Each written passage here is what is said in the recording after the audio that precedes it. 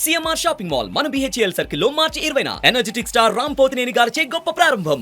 Why not 175 అనే నినాదంతో YCP ఎన్నికలకు వెళ్తుంటే వై నాట్ 400 అన్నట్టుగా కమలం కాళ్లు కదుపుతోంది. అయితే దక్షిణ భారతదేశంలో కూడా కాషాయ దళం పక్కా ప్లాన్ తో అడుగులు వేస్తోంది. ముఖ్యంగా ఏపీలో బీజేపీకి ఫాలోవర్స్ ఉన్నారు, కానీ సీట్లు లేవు.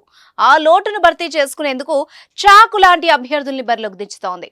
ఈ క్రమంలోనే ఉత్తరాంధ్రలో సరైన ఎంపీ అభ్యర్థిని ఎంపిక చేసినట్టు తెలుస్తోంది. ఆ డీటెయిల్స్ ఏంటో ఇప్పుడు చూద్దాం.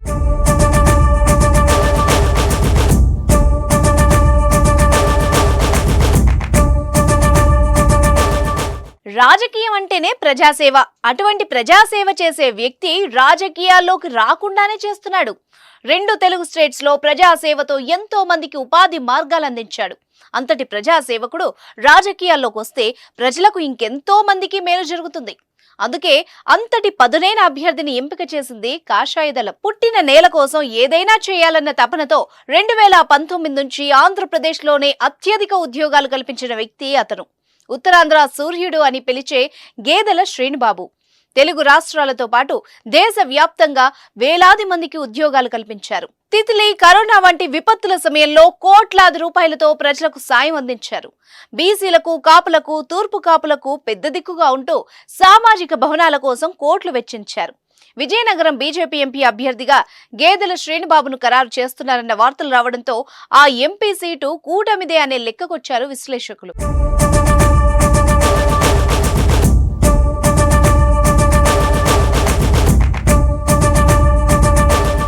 ఉత్తరాంధ్రలో బలమైన తూర్పు కాపులకి జనసేన ఒక్క టికెట్ ఇవ్వలేదు.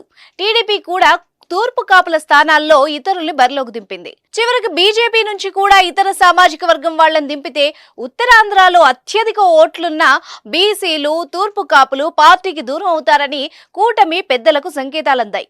ఎన్నికల నోటిఫికేషన్ విడుదల రోజు వైసీపీ 2 ఎంపీలు, 7 ఎమ్మెల్యేల స్థానాల్లో తూర్పు కాపులకి టికెట్లను ప్రకటించింది. దీంతో బీజేపీ నుంచి తూర్పు కాపులకు అవకాశం కల్పించాలని నిర్ణయించింది. దీంతో అన్ని విధాలా యోగ్యుడైన శ్రీనుబాబుపై కమలం దృష్టి పడింది. అంతేకాదు కూటమి నుంచి బీజేపీ అభ్యర్థిగా శ్రీనుబాబును రంగంలోకి దింపేందుకు 3 పార్టీలు అంగీకరించాయట. ఈ లోక్సభ ఎన్నికల్లో కమలం హ్యాట్రిక్ కొట్టబోతుండడమే కాదు, మెజార్టీ సీట్లు కొల్లగొడుతూ రికార్డులపై కన్నేసింది. 400 ఎంపీ సీట్లే మా టార్గెట్ అని పీఎం మోదీ పదే అంటున్నారు. ఏపీలో భారతీయ జనతా పార్టీ పోటీ చేసే స్థానాలపైన ఫుల్ ఫోకస్ పెట్టారు. ఈ క్రమంలోనే యువశక్తి సదస్సులు, రైతు సదస్సులతో కోట్లాది మందికి చేరువైన గేదెల శ్రీనుబాబుని ఎంపిక చేశారు కమలనాథులు.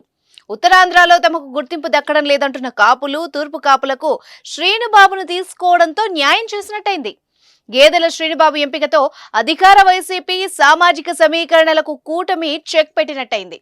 కేవలం కులం వల్లే కాకుండా శ్రీనుబాబుకు వ్యక్తిగతంగానూ మంచి గుర్తింపు, ప్రజల్లో ఆదరాభిమానాలు కూడా ఉండడం కమలానికి కలిసొచ్చే అంశం.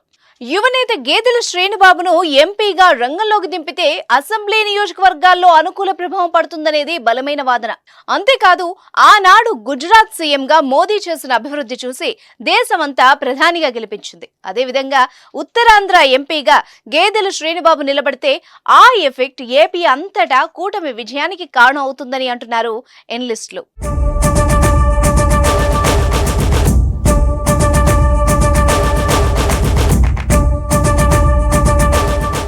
సుమన్ టీవీలో మీ పర్సనల్ అండ్ బిజినెస్ ప్రమోషన్స్ కోసం కింది నెంబర్కి కాంటాక్ట్ చేయండి.